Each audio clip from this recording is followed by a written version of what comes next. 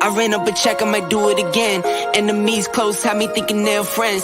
10 toes down, I'll be free until the end. Crib outside the city, I don't feel safe in my hands. Took so many years, I'm just waiting for the wins. I'm in debt to no one but the one who took my sins. I do it for real, there's no reason to pretend. If I do it once, I do it again. Add it up, bankroll, euro, peso, add it up, I'm just doing me, everything is on me, you matter what. Add it up, bankroll, euro, peso, add it up, I'm just doing me, everything is on me, oh you matter what. Add it up, but if it's all me, everything is on me, gon' back it up. Matter what, told you I'ma do me, why you hating on me, it's not adding up. Do roll like a Mack truck, country heart, I might cop a farm and go act up. Lot of scars, I was cold-hearted, now I'm back up. Keep it real, I do this once a month, I don't rap much. I just take the money and go stack up. Look at here. Look at that. Julius, What up? What are you in, a car? Are you being transported to the room? Listen, I just came out, listen to me, I just hit the airport. I'm in Atlanta, the ATL. I'm in one of these big boy little van limousines, boy. Look here, I'm doing it good. How you tell us you 5 minutes from the hotel? Listen, and that's 5 minutes Atlanta time. That's an hour then. That's a whole hour. 5 minutes. No, listen. You hear me good. What's up, Garrett? Hi, how are you? I'm doing well. Listen, even though I'm mobile, I am excited to be here with you, ink to ink, incarceration to incorporation. You know why we're here. What we do is we provide a safe space for incarcerated men and women. We provide this space for them so that they can share their stories. Why? Because their stories are important. All of our stories are important, and we're changing the narrative. Why do we need to change the narrative? Because not everybody who gets out of prison returns. That's why we need to change the narrative. And we have a platform for returning citizens, relatives of returning citizens, and resources for returning citizens. And with that being said, that's one of the reasons why we have Dr. Ron Garrett on with us tonight, because he is getting ready to share his story, a story of true restoration, what it means to come home and be a solution and no longer a problem. So we're going to invite him to tell his story. First of all, what's his name? What's his relationship to incarceration? And then he's going to share his modern day Joseph story. So, but first, let me give a shout out. What up, Julius Hall? What up, AB? What up, Marie? My co-host. We are here doing it live and loud. Ron, what's up? Tell us who you are and what you do. How's everybody doing tonight? I'm so glad to be with you all this evening. As Julia said, my name is Ron Garrett. I am a returning citizen.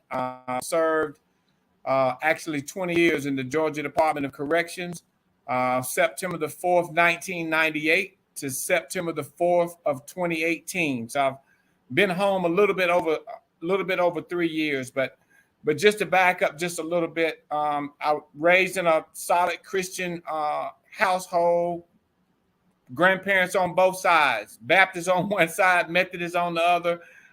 We were how could I say, church is in my blood. That's the way I want to let me get it out to you. It didn't matter where we were on the weekend as children, you're going to church. It didn't matter what time you came in on Saturday morning, you're going to church. So, but anyway, when I went off to North Carolina A&T State University at 17 years old to major in electrical engineering, and it didn't take long for my single major of electrical engineering to transition to the triple major. That should impress y'all. A single major to a triple major.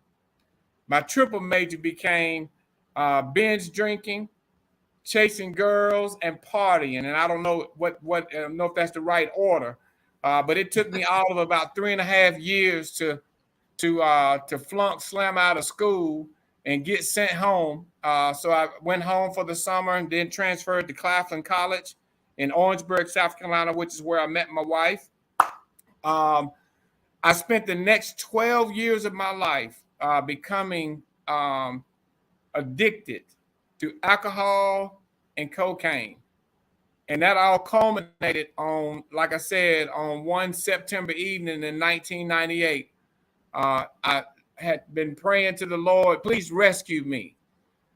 I was asking him to save me, Julius. And you know what he did? He dispatched a legion of angels to come and see about his crazy son. And the reason I knew they was angels is because of all the blue flashing lights. They all had on matching uniforms. They had shiny gold stars on. And I knew that, this has to be the welcoming committee that my father has sent to rescue me. And truly, that's what happened. I was convicted of an armed robbery charge and started my incarceration in the state of Georgia. The thing that was a little bit different for me, I was able to, I saw at the first prison that I went to, I saw a flyer, Julius. I'll never forget it. It said, seminary applications in the chaplaincy department. And I never looked back. That's how I spent my next 15 years of incarceration, going to school. Was able to earn a bachelor's degree in ministry in 2003, a master's in ministry in 2009, and a doctorate in ministry in 2012. And worked with awesome folks like Julius to implement faith and character-based dorms and reentry dorms at facilities across the state of Georgia. So that's my first little part. That's And an you know, I awesome. love that because what I want you to do also, so often we talk about, we jump over the prison experience right into what's going on the outside. But there's a term that I phrase called progressive preparation. And that means tell me what you did while you were inside to prepare you for where you are today, number one. And then number two, when you came home, was your transition a smooth one or a difficult one? And tell us why or why not. So what I did to prepare, I mean, I had been taught my whole life growing up. I mean, education, education, education. If you know that was what we were taught was the ticket to having the life that we all dream about. I just thought at 17 years old, I thought I was smart enough to not need to go that route. I was going to figure out my own process. But nevertheless, to prepare to have a successful reentry, I chose to become a disciple of my Lord and Savior Jesus Christ, number one, and number two, to become a student of any book that I could get my hands on. Julius probably can remember some of the some of the times I was so serious about my education. I didn't have no time to waste on foolishness.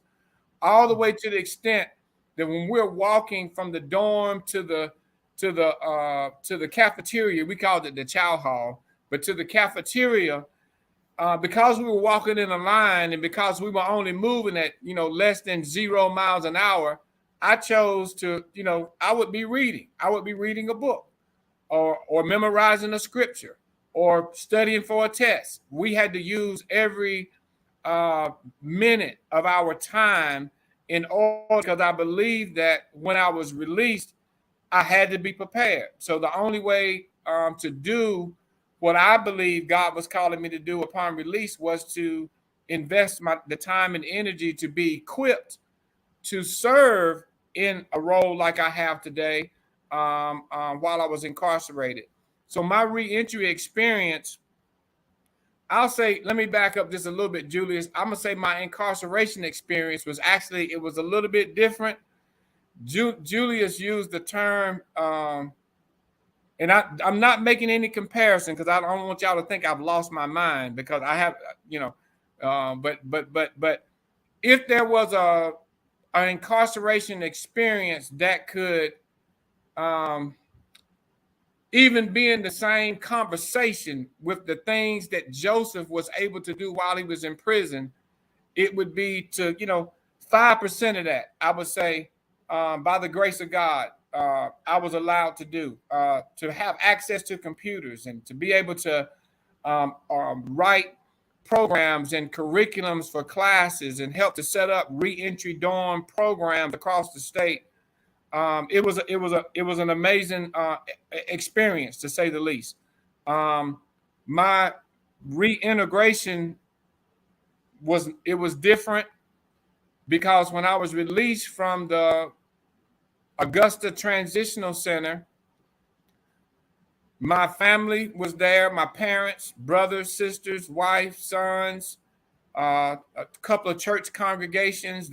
We had a praise and worship party in the lobby of the transition center. I was told upon coming home, they sit me down at the first dinner that we had. They said, "You're not getting a job." And I'm thinking to myself, what? You don't need to work yet. You need to get used to being out here, being used to being in society. And come on. And this room, that closet, those clothes are yours. This closet, those clothes are yours. This closet, those clothes are yours. And here's the keys to this car. You can drive that. That is not how most people that are released from incarceration re-enter the community. And I am crystal clear that if it were not for the grace of God, I would not have been able to progress as swiftly as I have been able to, only by the grace of God and because I have a solid family network, which is why I'm passionate about providing reentry services and resources to our brothers and sisters that are coming home that do not have family support upon reentry. That's a great story. I know Drew's like to butt in. And what was so telling about it is that the first thing you saw when you got to prison, you saw that sign, and God has a way of getting your attention, Right. and that's what He did. He rescued you from yourself. Exactly. And the devil had us out there, and he rescued all of us. It might have been some circumstances that we didn't want to even get involved in, some things we didn't know would happen, but they happened. And those things rescued us, because now look at the three of us and what we're doing in the community. Right. We're touching people's lives. We're changing lives. Before, we were doing almost nothing, but ruining our own. Right. But God has a way to say, I got something better for you. And that's what He did. Amen. Especially for y'all too. Especially for y'all too. So that's just a great story. What is Adams House, the Bridge Center? The Bridge Center at Adams House is Prince George's County's, Maryland, one-stop shop for returning citizens, veterans, and transitional age youth. And our definition of transitional age youth are young people who are 18 to 24 years old, who are old enough to have graduated high school, but they're not employed and they're not in college. They're just out here in the community, kind of just floating around. So we are an interagency collaboration led by the Prince George's County Health Department, the Department of Social Services, the Department of Family Services, Department of Corrections, Employ Prince George's, which is our Prince George's County's #1 workforce development provider. And we have partnerships with about 30 community-based partners to meet the needs of our clients or our residents. Okay. All right. Julius, you got a question?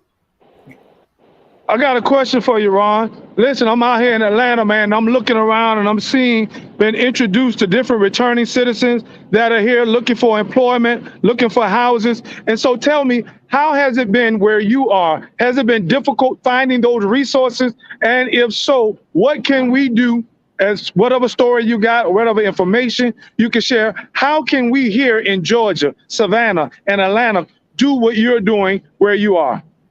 So one of the things, resources, my second job, maybe I'll have time to tell y'all about my first job before the night's over, but my second job, upon being released, I was home for 3 months and was able to serve as the regional reentry coordinator for Washington, D.C.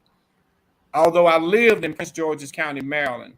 Washington, D.C. is about 780,000 people. Prince George's County is a little bit over 1 million people now. So that's, just trying to give you some perspective. Washington, D.C. has a great reintegration programming and support led by the mayor's office on returning citizens affairs in Washington, D.C. So we work towards developing that same level of resources and programming in Prince George's County. And we did that by bringing together the community-based organizations, faith-based organizations, to create a coalition of reentry resource providers so that we could work on solving and providing for the needs of returning citizens collectively, as opposed to one organization trying to do it all, because there is no one organization equipped to meet the needs of all of the returning citizens that are coming home. But when we come together, we can do some amazing work. Okay, we got a question here. Did you get, she asked about the address for sending a check in support of your program. Did you get it? Margaret, which program are you talking about? You talking about Adams House, the Bridge Center, and are you talking about ATR and the Black Media Network? We don't know which one you're talking about. If you want to send a check to both, we're going to put up that information for you to send it to both. So you can support both platforms, Mhm. this platform and brother Dr. Garrett's platform. So we appreciate anything that you do for either platform. It's always needed. And Amen. while she's answering that question, Ron, I got another question for you. Can Yes. you share some of your success stories as it relates to men and women who have gotten out of incarceration? Can you share what some of the success stories are? Because we realize every story matters, but Right. the media is always telling us the negative stories. Tell us some positive stories. Well, I'm gonna talk about I'm gonna talk about two or three or four. One of them, one success story. His name is Jerry Smiley. He's gonna be the latest, greatest reentry phenom that is gonna take the community by storm. We're waiting on him to be released, and I'm believing it any day now. We're gonna get word of his release date. And then you have people like Brother Julius Campbell that's turning Chatham County, Georgia, upside down in the name of Jesus and in his service to returning citizens and transitional age youth. If I believe that's correct. Now, when I came up to the DC to visit my brother, the thing that captivated my undivided attention was I was looking at the news and they were doing a story on an organization called MORCA, MORCA, and that's Washington D.C.'s Mayor's Office on Returning Citizen Affairs. First of all, it blew my mind that the mayor had a executive cabinet position that was the voice for returning citizens. And then as they went on into the story, I learned that the executive director, his name was Brian Ferguson. He was also a returning citizen. I couldn't believe it. Julius, I went to that office the next day. The next day.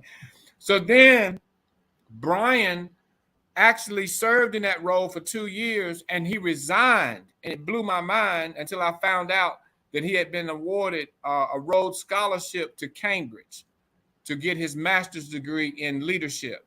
He's a returning citizen. He's also now a Rhodes Scholar and the executive director of the Frederick Douglass Project, which is a entrepreneurship program through Georgetown University. And there's on and on. Victoria Pryor, she is a returning citizen. She's now the executive director of diversity and inclusion for Dick's Sporting Goods. Lamont Carey, he's the current executive director for the Mayor's Office on Returning Citizens Affairs. Mr. B.J. Page, this past year, Prince George's County created, not this past year, going into FY23, fiscal year 23, which will be starting July the 1st, Prince George's County has now created the County Executive's Office on Returning Citizen Affairs. And both of the two key leaders in that office, Mr. B.J. Page and Mr. Mike Williams, they're also both returning citizens. So their stories on successful returning, they're all over the place.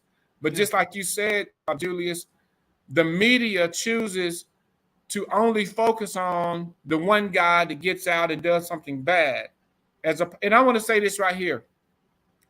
There are countless numbers of returning citizens that they're not a megachurch pastor, they're not executive director, they're not this or that, but they are working a job, they're paying their bills, they're taking care of their children, and they're being a positive impact in their community. And you can't ask for any more than that. And people like that are everywhere who have been formerly incarcerated.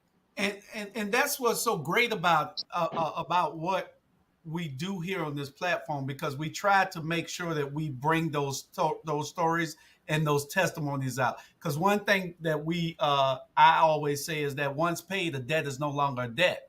So that means that you can go anywhere from where you are.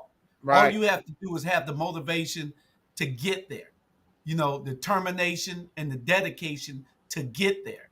And you can do anything that you want to do. It is those are some great examples. Maybe we need to see whether we can get. I know that we had a a unit here with the DA's office where they had a returning citizen that Julius had on the show. What's the brother name? He used to be in the DA's office for the I think it was a gun czar, the crime czar. Oh, you talking about Nick Powell? Who was a No, no, no. It's another brother that he was on the show a couple of weeks ago, and he used to be in the DA's office. the DA's office. Well, he used to be with the crime czar, but he's a returning citizen, and they had him up there doing engagement in the community.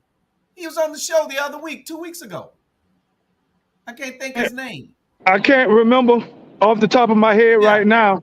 But you know what? I just when I'm up here in Atlanta, one of the reasons why I was here is there was another young man. His name is Greg Washington, and he is the VP of City of Refuge, the reentry organization that is sweeping through Atlanta and changing the narrative along with OAA, Offender Alumni Association, Atlanta. And so there are countless men and women who are doing phenomenal jobs, who are successfully hitting the streets relationally, organizationally, occupationally. I'm talking about they are doing wonders. And this is one of the reasons, Ink to Ink, Incarceration to Incorporation, we have provided this platform so that we can continue to change the narrative. I love what Ron is saying as it relates to Prince County, Georgia, and Washington, or Maryland, as it relates to Savannah, Georgia, Julius Hall, ATR Media, or right here in Atlanta, Georgia, City of Refuge.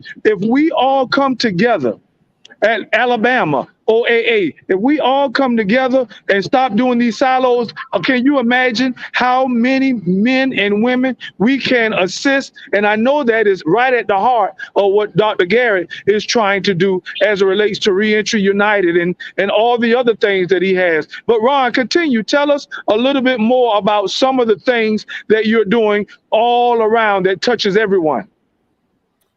Well, most recently, we've been able to partner with the organization out of Baltimore. They have a automotive technician certification program that is specifically designed for returning citizens, and they have now opened up a location here in Prince George's County to equip returning citizens who would like to become certified automotive mechanics with a training process that costs them absolutely nothing. It is amazing. We've been able to partner with two organizations that had a desire to offer transitional housing. About 2 years ago, there was no reentry transitional housing in Prince George's County. We're now up to about 45 beds. There are 3 men's houses and 2 women's houses, and 1 women's returning citizens women's home for women with children. We have implemented one of our mentors, a part of his model called Uplift. We know that one of the major barriers for returning citizens is their access to transportation.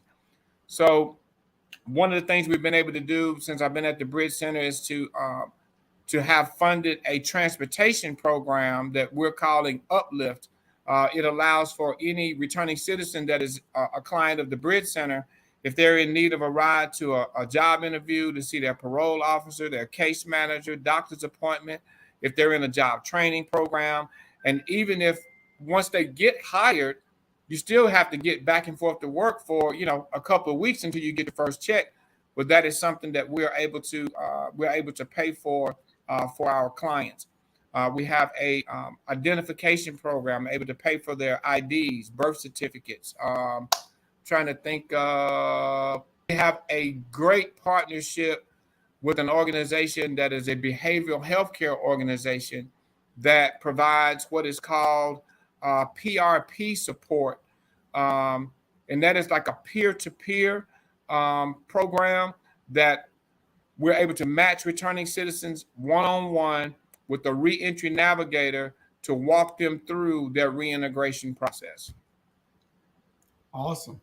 Those are some awesome programs, and we need those programs throughout the whole state and throughout the whole country, because everybody who offends isn't a bad person. They might have did a bad thing, but then when you change your life, it's always a second chance for anybody to change their life. And Right. those are the type of organizations that needs to be in place across the country, so that people can get that uplift. you Right. know yeah. We For say grace. sure. For sure. Check this out. Because we got people that are listening that have been out of prison for a while. And some of them might be saying, well, man, it sounds like you've done great. You've made it. But I want you to also be relevant to their reality. Because when I came home, my reality was different. I had stable housing, gainful employment, community support, faith-based support. But a lot of them don't have it. Speak to them and encourage that audience right now, those returning citizens that have struggled. I want you to let them know right now, encourage them at this particular moment right now, Garrett. One of the things that we've also implemented, I did leave out, is our Welcome Home Reentry program, where a returning citizen that is coming back to Prince George's County, who is going to be in one of our transitional housing programs, 9 times out of 10, if a person is going to be in the transitional housing program, that is because A, they may not have a good solid family support network, the family may not have the financial resources, or they just may not have the space. But what we're doing is, this past Friday, 35 brothers and sisters came to meet a newly returning citizen. He got out that day, and we met with them on that same day. Everybody that came to this celebration, we have to come with something in our hand: a gift card, tennis shoes, a sweatsuit, hats, underwear, so on and so forth. So because of my because of my role at the Bridge Center, we're able to have the 180-day release list from the state system, the county system. I'm still working on that kind of relationship with the federal system. So we are aware when individuals are coming home, and we're able to connect with them pre-release to get in place a individualized reentry plan for each one that are coming back to Prince George's County. But I do want to tell you, even if you're not here, there is a network wherever you are, wherever you live. There is a returning citizens network. There are resources available, and I want to encourage you to seek out one of the most beneficial people that you're ever going to meet, and his name is Mentor. Find you somebody who is doing what you want to do with your life, and walk up to them and ask them, will you show me how to do this? Will you invest an hour of your time each week? I'm willing to do my part, but will you assist me in learning how to start this business or get this certification? Or I want to go back to college. Whatever it is that you want to do, there are people in the community that will help us as long as we're willing to put the work in. Awesome. That's awesome. That's what's needed. Yes. Because there's no reason why. I mean, and you're exactly right. Because if a person came and asked me to mentor them into so that they can not be a part of the recidivism project that they got, Right. then I would gladly show anybody or help anybody. This is what this program is about. This is what we do.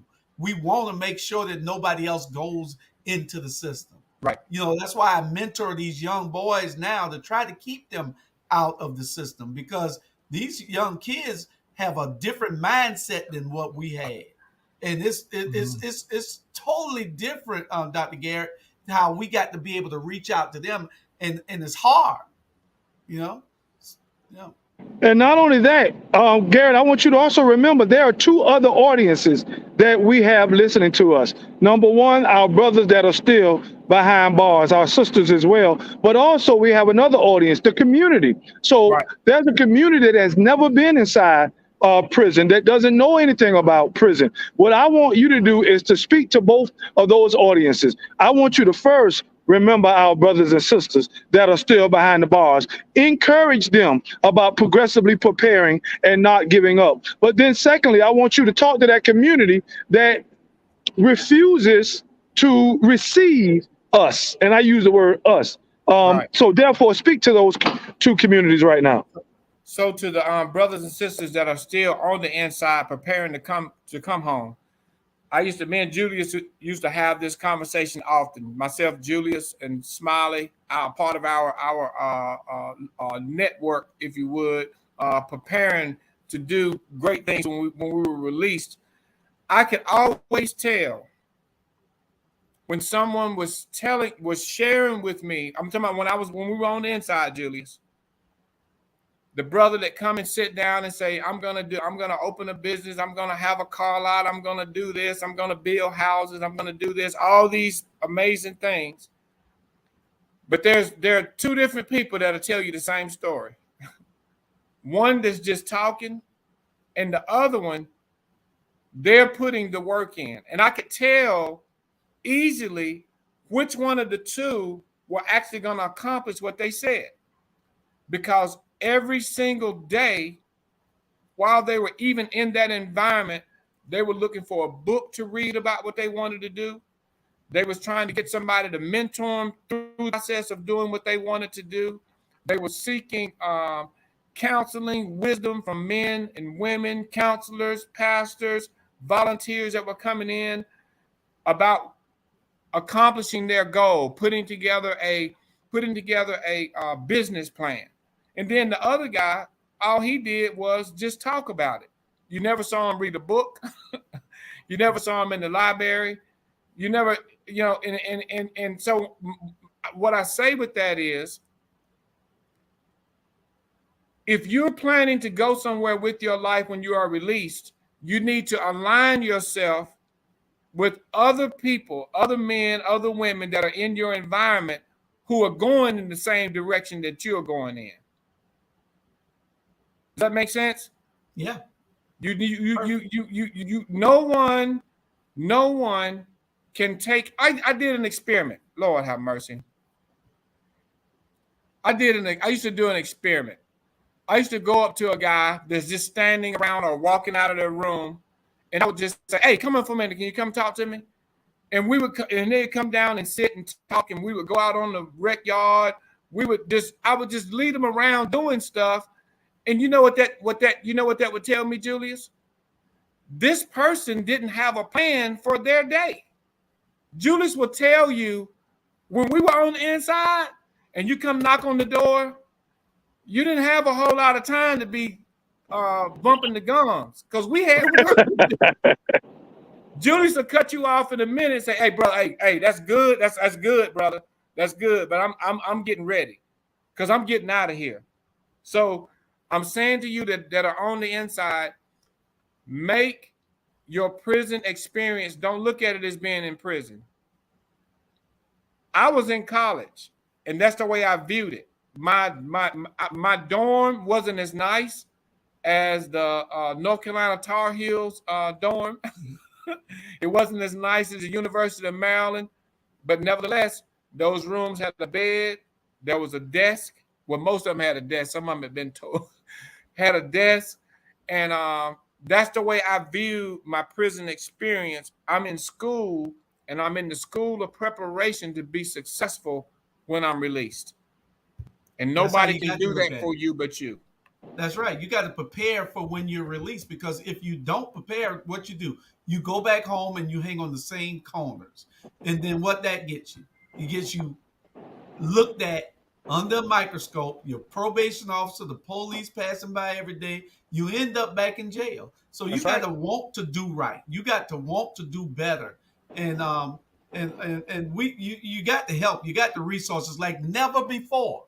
Yes. There are resources out there for you to succeed. So you can't go back in there. You don't want to be a returning inmate. You want to be a returning citizen. That's it. You don't want to be returning nothing after that, but be productive. And that's what it's all about. These programs. We need to find a way that we can also try to get into these prison counselors, Right. so that we can give these guys that are leaving packets on when they can vote, Right. what they need to do, who they need to see. All these things we need to have packets for them that they get when they leave the system. That's the next thing that I was going to talk to Julius about, that every returning citizen, when he's leaving prison, he needs that packet. They give you some stuff, but they don't give you what you need. It's what you need. Yeah. Absolutely. You Then know, before you go, Ron, because I still want you to speak to the community, those that don't know nothing about reentry or incarceration, that have been difficult as it relates to returning citizens reentering into society. I want you to speak to them. I want you to encourage them as well. But before you do that, I want to give a shout out too. There are a lot of our brothers and sisters that have did a long time, that have been faithful about preparing progressively, reading and planning and figuring things out. And they're still waiting on that opportunity. I want you to know, keep on doing what you're doing. It's not that you aren't doing the right thing. The door just hasn't opened yet. Keep on being encouraged. Keep on pushing. Keep on progressively preparing. All right, Ron, talk to the community. Okay, so I got to piggyback on that. Julius has not changed. I was getting ready to say my second part, and he stopped me. He cut me off again, but that's all right, dude. You good, you good. So look, the earth, I want to say the earth. Everybody know the earth rotates, right? It rotates on its axis. This is going to mean something. Give me a minute. It rotates on its axis. When the astronauts are in space, and when it comes time for them to come back, they have to come back in what is called, there is a window that they must come back, because the earth is moving. They can't come too early or come too late, especially if they're aiming for ocean. You don't want to be aiming for ocean and hit land. That's not going to come out too good. I want to say there are some brothers who have been grinding for a long time. Brothers and sisters, you've been doing the right thing, following the rules, doing everything that you can do to prepare yourself to be successful, and you don't understand why. The answer is still wait. And I'm going to tell you why. And that is because there is a divine design for your life. You can't come back into the community before time or too late, or you're going to miss your opportunity. Had I been released after doing 10 years in the Georgia Department of Corrections, I am absolutely confident that I would not be doing what I'm doing right now today, because I wouldn't have been ready. Some of you have asked for some great things, some great opportunities.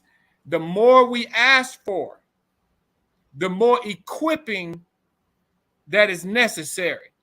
So be careful what you ask for. If you're asking to do great and mighty things, you're going to have to stay in the oven just a little bit longer. But the time is coming when you're going to be released. And remember, when you shoot a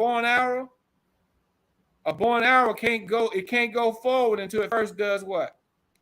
Got to go backwards first. So now, the community, there are the most amazing, most gifted and talented individuals I have ever met in my 57 years of life. I met them on the inside of the Georgia Department of Corrections. That's true. Yeah. It is 95% of everyone that is incarcerated. We are going to be released to the community. They're going to be your neighbor. They're going to be your coworker. They're going to be beside you getting gas. So with that said, every state does not have the great reentry programming that Georgia does. So I want to say to you, as a community, we should hold our corrections departments accountable to providing reentry programming for our loved ones that are coming home. They have to have access to introduction to computers, resume writing, motivational interviewing, parenting. How can a man that went to prison when he was 18 years old with no children, that grew up in a fatherless household, stay in prison for 20 years, get out of prison and magically know how to be a father? Explain that to me, somebody. But so these are the kind of programs that we need to advocate, that we need to hold our lawmakers accountable to making sure that they are implementing when they are elected. Employers, in the Georgia Department of Corrections, we didn't have jobs. You know why? Because they didn't pay us. We had to call, they were called details. I have seen people do some of the hardest work with the greatest level of excellence I've ever seen in my life in the Georgia Department of Corrections. Employers that will give returning citizens an opportunity at a living wage.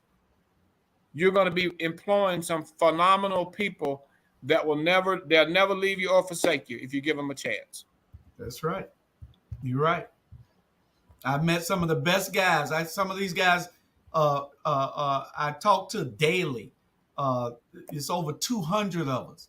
I only have time to call all of them, Dr. Garrett. Right. But they look to me for guidance and I'm just an example of what right. They want. They see what I'm doing and they want to succeed also. That's right. Yeah. Organizations, I had to leave this out. I've had some people say, Ron, we have never seen, and this has nothing to do with me. I'm just telling you, this has only by the grace of God. I'm just telling you here. We've not ever seen anyone from outside of the District of Columbia or outside of Prince George's County come here and be able to bring people together around reentry the way that you've been able to do. And again, only by the glory of God. And I'm going to tell you why. This is what it is. Before you ask another organization to do anything for you, this is the way I was taught. This is the way Julius trained me. He said, when you meet somebody that has something that you need or something that you want, or they can be a benefit to you, the first thing you need to do before you ask for anything is make yourself indispensable to them. So when I came here, I supported everybody's events that I could. I went to their events 7 o'clock at night, 6 o'clock at night, driving across town, speaking, doing whatever I was asked to do. So then when it came time that I now needed their support, I was already known as somebody that they could count on. Does that make sense? Right. Most people come in the door saying, give me, help me, help me, help me, help me. Go in the door with the attitude of a servant. Go in and be the servant to everybody. And then when you do have a need, you're going to have a whole community that's willing to rally around whatever it is that you're doing. And for the organizations, Lord have mercy. Work together. Come out of your silo, join hands, and work with the other community members, the other organizations in your community. And when you're having an event, Julius, whose logo has to be the biggest logo on the flyer? Nobody's. Right. Nobody's. And I tell and people, and I work with people that say, well, Pastor such and such wants his logo and his picture. I said, we're not doing that. It's a team thing. All of our logos are going to be right down here across the bottom. They're going to be nice and crisp so that everybody can see them. But no one looking at this flyer is going to know who put in the most money, who was the lead organization. You're not going to be able to tell that by looking at the any kind of marketing that we do about any kind of event, because we're all in this together. A team, and that's what I love. Julius Hall, now you see why I wanted Dr. Garrett to come and be a guest, because his heart is passionate about returning citizens in every sense of the word, encouraging them, promoting them, providing for them, instructing them. And that's what we love to do. You know, I always say, Julius, when I'm talking to our people, that we may have started out wrong, But look at us now. We are finishing strong. And so, Ron, I am appreciative of you coming out and just encouraging our brothers and sisters, letting them know that, listen, this is not the end. We do have another chance. Let's progressively prepare for that chance. So as we get ready to close, Ron, is there one last word of encouragement that you want to share with our listeners? If you want to be successful in life and you want to be successful, I'm going to specifically talk about your career. You must be dedicated to do the thing that is in front of you right now in order to get to where you want to go. We may not start out with a $50 an hour job, but I promise you this, if I won't do the $12 an hour job with the level of excellence and the level of commitment and the level of passion that it deserves, no one will ever hire me to work for the 50. If you will do the job that is right now in front of you, the rest will take care of itself. It's only a matter of time. Only a matter of time. It's only a matter of time. Julius, I'm going to let you take it away, but I just want to say, again, as I'm coming to you live from the ATL, because I like to meet with all types of returning citizens from all across the state. And why? Because, as Ron said, we need to get rid of these silos and join hands. And that's some of the things that I want to do, join hands with as many returning citizens as I can so that we can help as many men and women as we can, so that we can get these stories out there, these stories that are changing the narrative. Because as we stated before, the narrative has been false. We are successful. Look at what we got on right now. So as I give it to you, Julius, I want to leave by saying again, look at us. We may have started this thing off wrong, but right now we're finishing strong. Julius Hall, take it away. Okay, and Dr. Garrett, we appreciate you coming on and giving this information. You were a wealth of information for returning citizens and their family members who can give this information to them. Julius and I would probably want to get with you, and because those models that the city has with the marker program and the county has with their program there, we need those programs, the model for them, so that we can give to our leaders here, so that we can see whether we can get some of those things instituted here, because those are great programs for returning citizens. Because once you return home, you are a returning citizen that needs to be productive. And if you're not productive, then you're in the way. So we need to make sure that they know their responsibility and obligation is to those returning citizens also. So we appreciate you coming. We'll have you back, and we'll be talking to you, because I really do want to get those models to give to those county officials, those city officials that are here that I know that might want to look at it. Outstanding. I'm looking forward to it. And please, I want to invite everyone all that are listening to the third annual National Returning Citizens Conference. For the past 2 years, we've held the National Returning Citizens Virtual Conference. In 2023 will be the first National Returning Citizens Conference held in Orlando, Florida. Okay. April 1st through the 23rd. It will be a hybrid event for those that can come in person and have some vacation time in Orlando. That's going to be outstanding. For those that can't be in person, you're still going to be able to log into the conference and the breakout sessions virtually. Send us the invite, brother. We love you. We'll see you later. See you all. Thank you all for listening. We love you, and we'll see you next Friday again on Ink to Ink. So, Julius, one last question. Go ahead. Who do I invoice? ATR Media. Y'all be good. Have a blessed weekend. All right. Love you.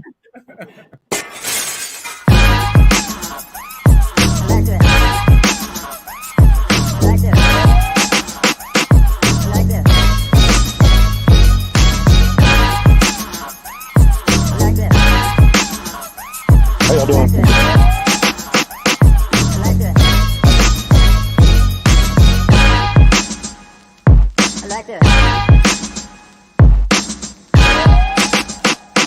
I like this. I like this. I like this. I like this. I like this.